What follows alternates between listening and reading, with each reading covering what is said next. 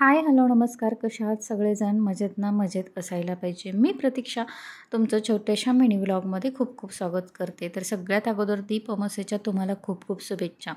तर आज गुरुवारी आम्हाला उपवास असतो. तर इथे उपवास सोडण्यासाठी हुलग्याचं कडाण, घेवड्याची सुकी भाजी, बेस तळलेल्या होत्या, तिळाची पोळी आणि शिरा असं होतं. तर शिरा मी इथे प्रसादासाठी बनवत आहे. तर बहिणींनी इथे सगळे दिवे वगैरे घासून आणलेले होते, जे की आपण वर्षभर दिवे वापरतो.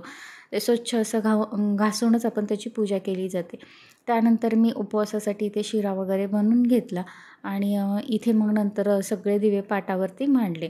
तर इकडे अंकिताने सकाळी सारामृताचं पारायण चाललेलं आहे, त्याचं वाचन वगैरे केलं होतं. दर गुरुवारी ती पुस्तक वाचते आणि त्याचं पारायण करते. तर आमच्या इथे दिव्यांची पूजा करताना एक दिवा लावतात आणि बाकीच्या दिव्यांमध्ये हळदी कुंकू लावून लाह्या वगैरे टाकून नंतर पिवळे फुलं बाबळीची त्याचा मान असतो. मग ते पिवळे फुलंच बाई आणायला गेल्या होत्या आणि हरळ आघाडी असं इथे दिव्यांची पूजा केली जाते. तुमच्याकडे कशा पद्धतीने करतात ते नक्की कमेंट करून सांगा.